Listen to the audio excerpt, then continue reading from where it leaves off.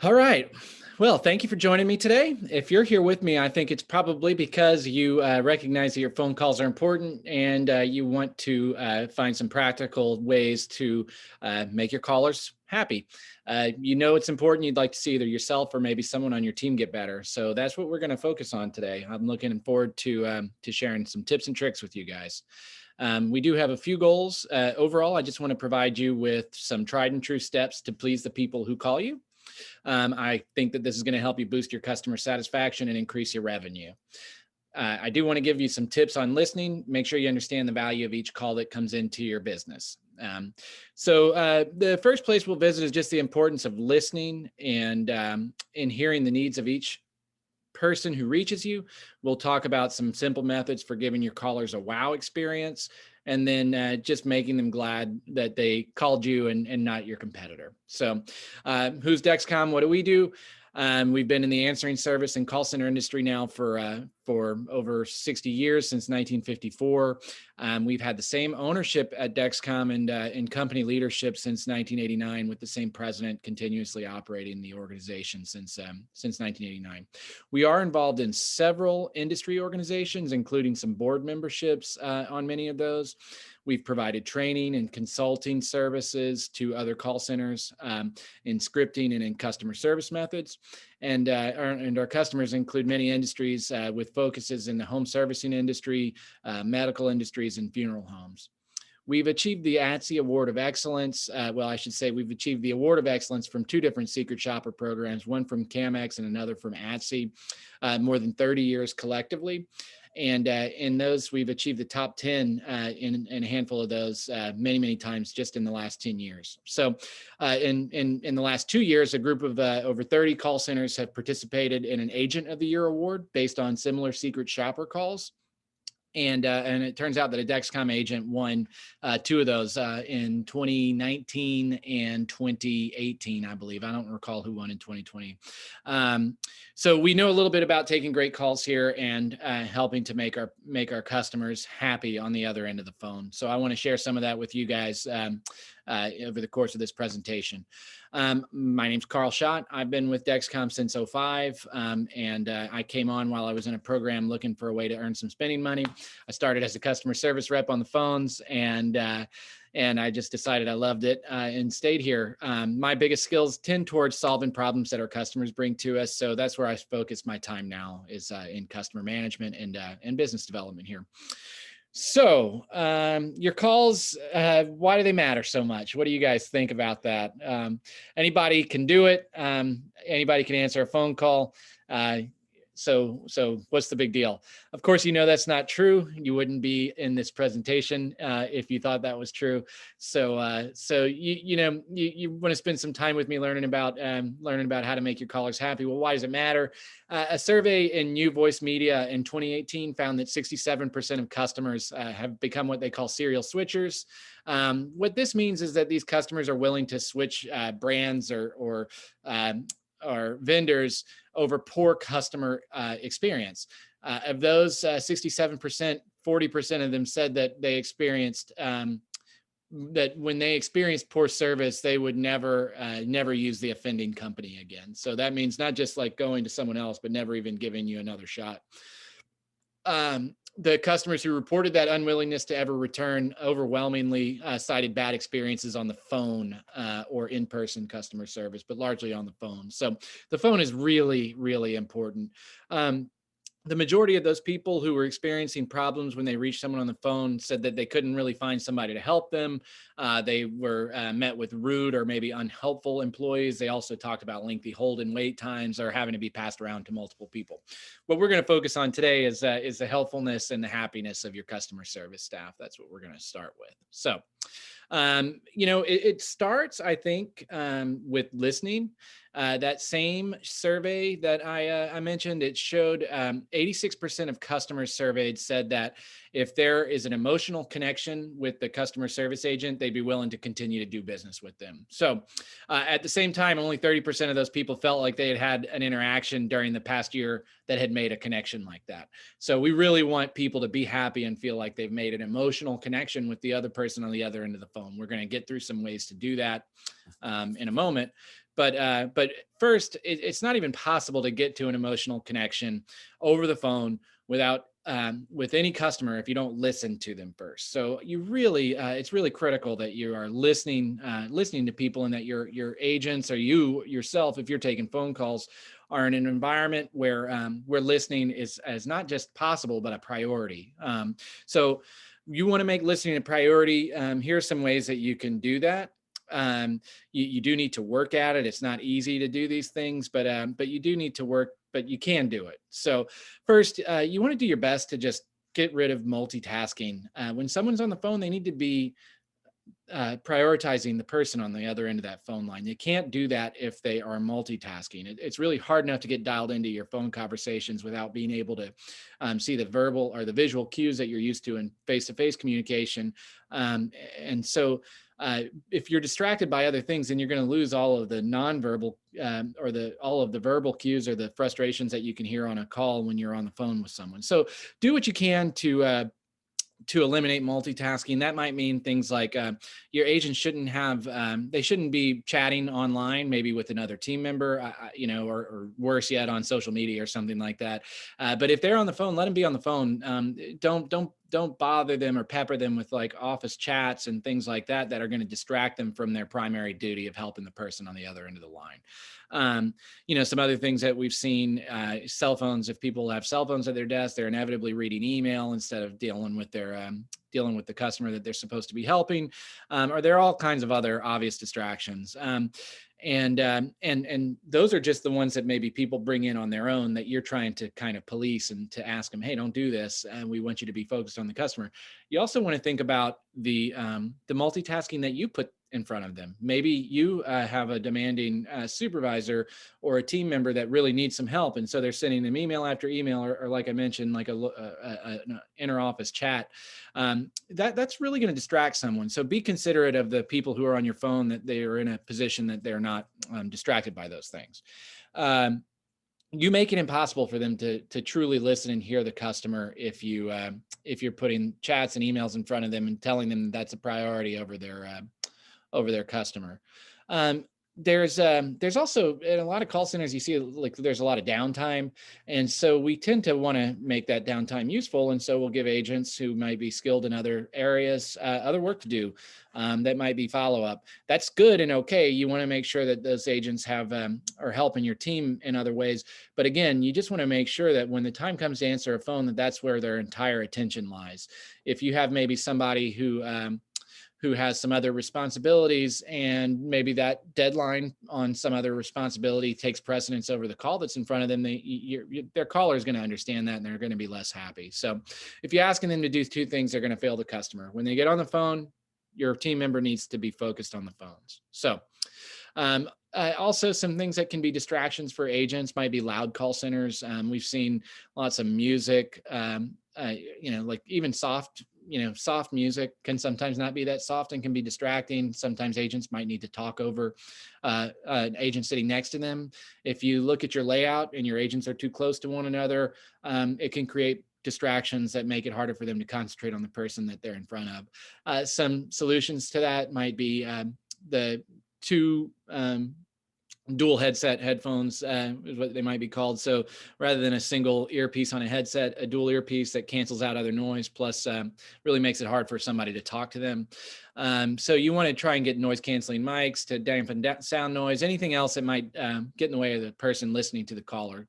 It's, as a call center manager, going to be your responsibility to eliminate the distractions to help them be in a position to succeed. So again, if the focus is going to be on listening to that caller, let's give them every tool that they can to listen, or yourself for that matter. You can consider some sound dampening panels and carpeting to help reduce noise, but just keep in mind, noisy call centers tend to result in noisy agents and not necessarily happy callers. So do what you can to take care of that. Also, you want to make sure that you don't have any distractions, that we mentioned agents kind of bringing their own distractions in. Be careful. Don't watch out for cell phones. And besides all of the privacy restrictions and concerns that people having cell phones in your call center might create, they're also just a distraction and can create poor customer service. Consider things like moving printers or copy machines. You'd be surprised that printers sometimes find themselves right next to call center agents or copy machines. Those things create a lot of noise. So just consider getting rid of those, and taking care of your agents and giving them a chance to be fully successful on the phone call. Other things, that we've seen supervisors do is to drop notes on a call center agent's desk or to do other things. Again, if they're on the phone, just wait for them to finish their phone call. Ask them to turn off if you have an off time, but don't put things in front of agents while they are talking to your callers and your customers, because it's going to create a distraction for them.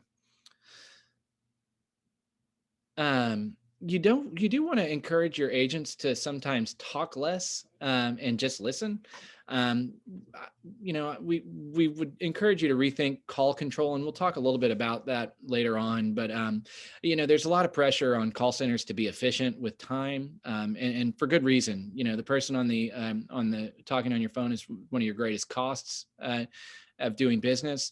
And so if they're not being efficient and quickly moving through phone calls, that means that maybe another customer is waiting to get their call answered, or worse yet, not you're missing calls. So if you're pressure to answer your phone calls is creating situations where agents have to be extra assertive or aggressive in order to answer the ringing phone call.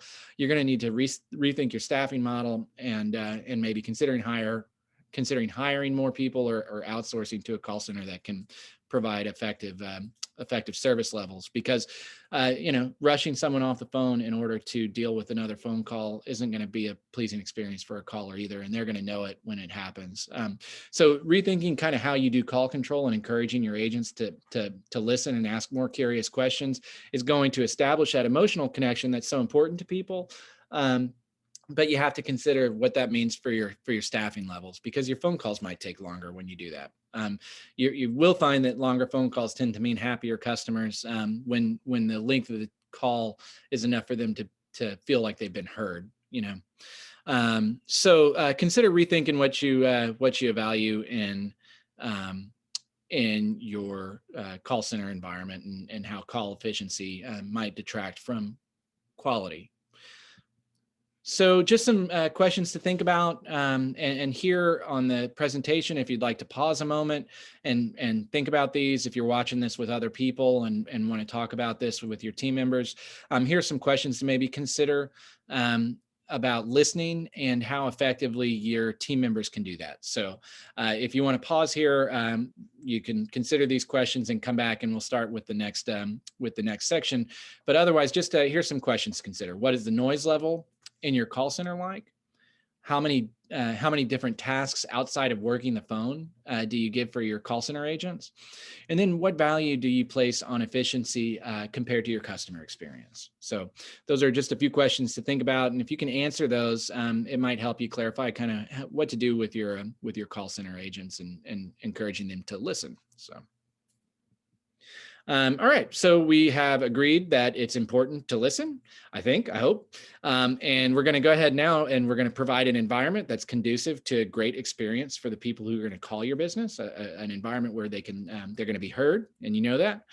So next, we just need to figure out some good strategies to ensure happy customers, that they're happy with your call center agents, or yourself if you're a call center agent. And patience maybe.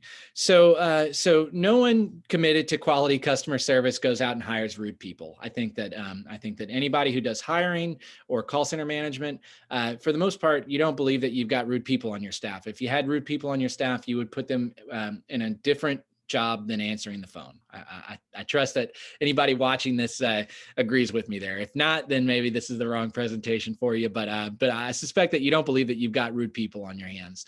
But that doesn't mean that sometimes people don't have experiences where they felt like they were treated poorly or rudely. And so, sometimes it's just a matter of people not having the tools that they need, or the easy do's and don'ts that can help prevent those situations where somebody feels like they were treated poorly. So I would like to just take some steps and give you guys some rules to follow to help understand and ensure that all your callers are happier when they leave you than when they came to you. So first, you want to try and be prompt. Your goal should be to answer your phone calls quickly. Customers and callers, they don't feel appreciated if they have to wait a long time to speak to someone. It tells them that you don't value their time. And so you want to make sure that you can get your calls answered quickly, right? If you can't answer a call before the third ring, that ought to be your goal, is to get the call answered before the third ring. You're going to want to consider some automation, and you want to make it a priority to get that caller to a person quickly from there. So again, we talked about staffing strategies. You want to reconsider your staffing strategy. If your callers are consistently waiting longer than a minute to reach someone to help them, you need to think about how much staff you've got to handle your phone calls, or again, consider outsourcing or finding a group that can provide a quick remedy to somebody who's calling. People expect calls to be answered before the third ring, and if they're placed on an automated hold, they expect to reach a person who can help them within a minute, not within 10 minutes. Nobody should have to wait that long to get to someone. So reconsider your staffing strategy if you can't make that. This is simple. The next step is just smile.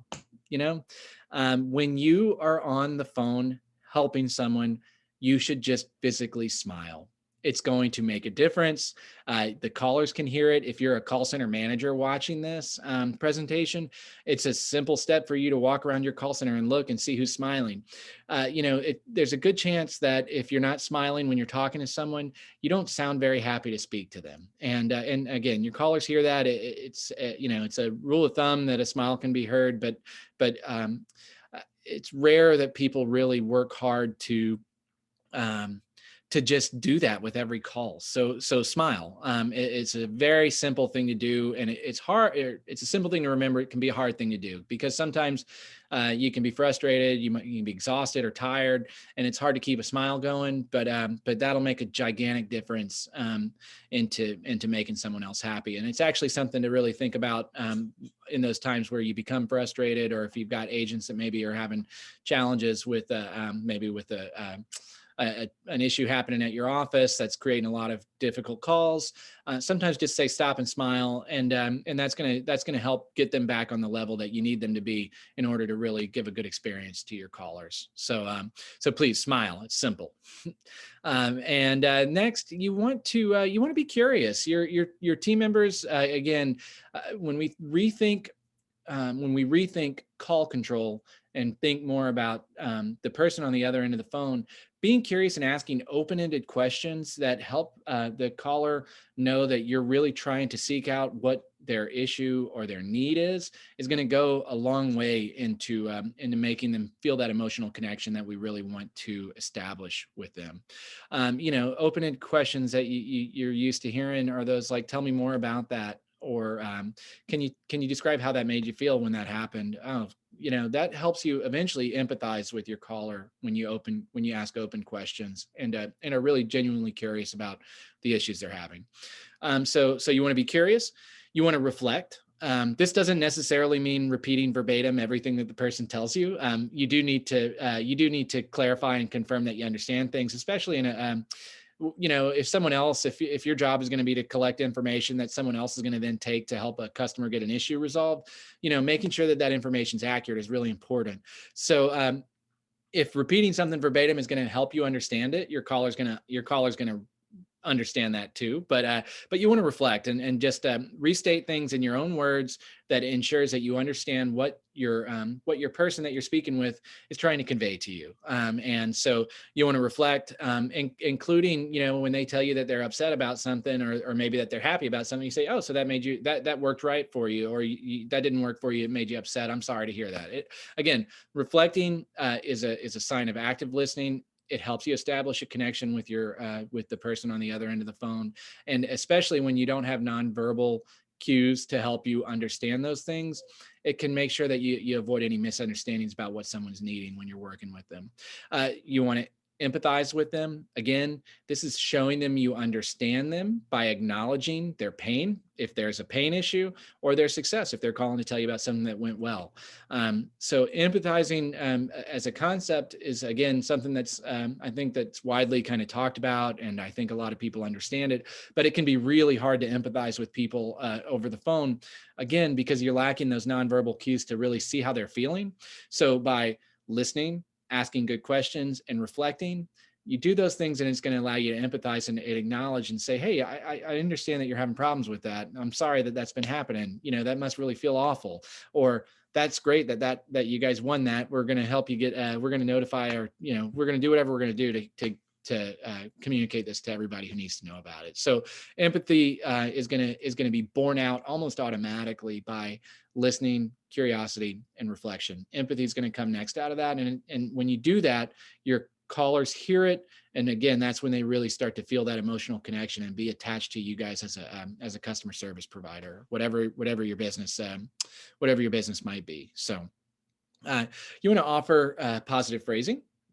Positive phrasing is solutions where you can, and we're going to talk about this in a little bit more detail later. But generally, you want to remember to be thoughtful about the ways that you can help someone. And in positive phrasing, what you want to avoid is can'ts, won'ts, I don't knows, or I'm not sure, or we'll have to do this, or I have to do that.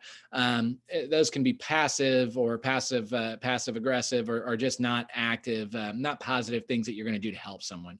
You don't want that to come at the expense of being upfront with your callers, but at the same time, you do want to offer solutions and ways to help, not things that you can't do. So you also want to make agreements and set good expectations for people. So by making agreements and setting good expectations, I mean something like, we're going to do this next. This is the next step for you. How's that sound? Get an agreement from them. Is that okay? Is this that, maybe the next step is a dispatcher is going to be in touch with them to finalize a time for them, or our next step is to get your credit card information so that we can process this for you. How's that sound? By getting someone to agree, they're going to feel invested in your process, and also it lets them know that it lets them know that you're not making assumptions about them. You're not doing things without their they're not going to feel like they've been made to do something that is against their will almost. So make agreements and then set good expectations for what's next. Lastly, it's simple to say that you need to be gracious or to express your gratitude to the people who call you, but it's really important. And it's amazing how often people forget to be sincere in their thank you. Thank you for calling. I'll talk to you later. Or thank you. Like people say it as a perfunctory statement. And it's really important that what you do is that you offer sincere thanks for people when they call. An attitude of gratitude is usually something that comes from within people.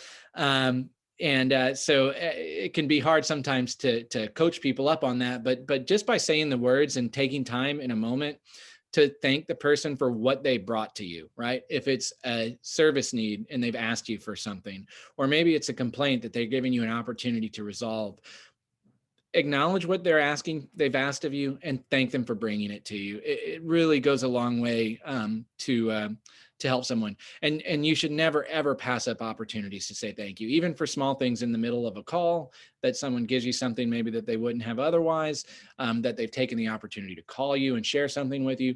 Never miss opportunities to say thank you. It's going to go a long way to making people feel heard and to feel helped. So those are kind of the long ways to do it. So some simple do's and don'ts, though, to keep in mind for your call center agents when you're working with them, is here in front of you, and you can save this. But basically, we talked about it. Smile. You want to always smile as much as possible. This is an easy thing if you're a call center manager to tell people while you're either walking around or maybe you're listening to calls and giving coaching to people, is to just say, hey, I didn't hear your smile there. Or when you're walking around in a call center and you see agents working, if they're frowning or they're frustrated, or maybe they look really intense, like, you can say somebody, smile, hold up a sign, and that you can give to someone, because when they see that, if they think about it and they say, oh yeah, I need to smile, that's important to my calls, they're going to make a big difference. So do smile. Okay. Do sit up straight. Have good posture. Sitting up straight and having good posture is going to help people be more professional. It's going to help their smile. It's hard to smile when you're slouched over and you can't talk. No one's going to smile like that. So try and you want to encourage good posture, or practice good posture if you're the one that's on the phone helping people. So smile. You want to have good posture and sit up straight. Keep your shoulders back. Everything that your mom told you when you were a little kid about walking around, shoulders back, back straight, head up, and a smile on your face is going to make a good good habit. You want to say pleases and thank yous when you ask people for things. Politeness is something that all of us have heard all of our lives, is how important it is to be polite. It really, those are, you've heard that for all of your life because it's important. And it's important to your callers and to your customer service. So say please and thank you. When you ask someone for someone, say please. When they give it to you, tell them thank you. I mentioned not ever passing up opportunities to be gracious. This is an opportunity to always tell people thank you when they give you something that you've asked them. Some yeses, use positive phrasing. We talked about what you can do, not what you can't do. I want to kind of bounce over here and talk about a don't. In that, don't prevaricate or hide the truth. If you can't meet someone's need and you know it, and they're specific about what they're asking for, you don't want to hide that with positive phrasing, right? Positive phrasing about all these other things that the customer's not asking for isn't helpful. When someone asks a yes or no question and and the answer is no, and you know it, even when you've got something else that you can offer them, be upfront with them. Don't just offer them the other thing without acknowledging that you can't do the thing that they've asked you to. And it could be that other thing is better for them and you can help them understand it. But they're going to feel like you're giving them the runaround if you can't say a simple, we can't meet this request for you. I'm sorry, that's not something that we're able to do for you. I can do this, and I think it's really worked well for our customers, or whatever your alternate solution is, be prepared to offer that, but don't hide the truth that you can't offer something that maybe somebody's asking for. Just remember that you want to have good solutions and alternatives for them. So don't hide the truth. We've seen a lot of that with people in an effort to maintain positive phrasing, is that they can never say no to someone. And it's okay to be honest with people about what you can and can't do for them. Just, the best customer service is going to have opportunities to give people help in other solutions for them, while acknowledging what they maybe think that they want. So don't hide the truth or prevaricate when you're using positive phrasing. You don't want to ever interrupt or overtalk people. One of the challenges that we've seen a lot lately, with so many people using like digital phone systems and the way that the delivery of voice over the internet has changed a lot, is that call quality has for lack of a better word, declined in some cases. Copper phone lines have always had really pretty great phone quality, and all of the different providers out there providing different levels of service over digital phone lines has led to some troublesome situations where there are delays sometimes that you'll hear, and other matters. So it's really important to be patient with people in those situations, and don't assume that the problem is on their end. So don't interrupt and overtalk people. One thing that we've heard is that, I've heard people say, you have a problem on your phone line, right? Don't tell people that. If you have a bad connection with someone, acknowledge the possibility that it may be your bad connection, and just say, hey, if you need to ask someone to repeat something, or if you've got a difficult connection and you're having trouble hearing someone, just patiently ask for clarification, and again, double down on your listening and your patience. You don't want to match tones with frustrated callers. Sometimes somebody's in a difficult situation and it maybe isn't appropriate to smile about it. But at the same time, if someone's frustrated with you or with the company that you represent, you don't want to match tones with them. It's important to be even, upbeat. You want to maintain an upbeat and positive tone about ways to resolve it. But don't match tone with people who are frustrated. It's going to make them more frustrated. That means don't raise your voice when someone raises their voice. while you want to match their urgency, you don't want to speed up or slow down what you're doing just to match what the caller is going with. So you don't want to match tones with them. Do your best to be even, always professional, positive, and upbeat. And last no is don't assume you're done. You want to ask people, hey, is there anything else that I can help you with, or have we taken care of everything that you needed today? And if the answer is no, find out what else they need so you can get them the help that they're asking for, or solve the issue that they've come to you with. So never assume you're done. You want to ask that question. Let someone know that they have an opportunity for more help. And then again, you want to take that opportunity at that point to graciously thank them for their opportunity.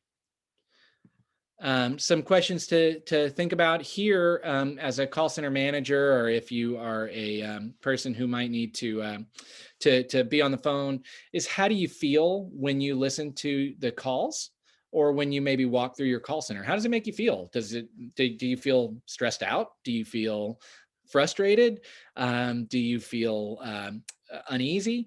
If those are things that are happening when you are working, then maybe you need to consider what's going on at your call center, and how your customers or callers might feel. What do your call center agents look like when they're answering calls for you? When you walk around the call center, you see smiling faces, people standing up straight or sitting up straight, or do you see slouched over, maybe lack of engagement from people, maybe distracted with other things? Like, what is it? What do your call center agents look like when they're answering calls for you? And be thoughtful about that, and might be able to provoke some action from you. And then maybe what feedback do you get from the people that call you? Do you hear negative feedback from your callers after the fact? If so, you need to act on that. So what can you do next? Some to-dos for this uh, webinar, I think, is you can listen to the people taking your calls. I think that's important. If you're the person taking your calls, listen to yourself. Find a way to get some recordings of your calls, and how your callers sound. Are you doing those things that we talked about? You want to practice and encourage smiling and proper posture. I cannot go far enough into why it is important to do this, and how much of a difference it will make if you can practice and encourage smiling and proper posture, either in yourself, you want to practice that, or if you encourage it in your call center, as you meet with agents, or as you walk around, ask people to smile, ask them to sit up straight. It's going to make a big difference. And then last, you want to make sure to make some time to give feedback to your team members. Present them with this webinar, or give them feedback about how it's your goal to make your callers happy. Here are some ways to do that. And when they're not practicing some of these tips, give them the feedback that it's a simple solution to make a difference. So. Thank you for your time. I appreciate it. If you've watched this and you have some feedback for me, I'd love to hear it. If you have some more questions, my email is here, and a phone number where you can reach me. We would love to hear your feedback. And if this was not helpful to you, please let me know, because we'd like to produce some more material like this. And so anything that you need to make your jobs easier or better, that's what we're out here for. So thank you for your time again. We'd love to hear from you. And I'm Carl. So thank you. It's been a pleasure.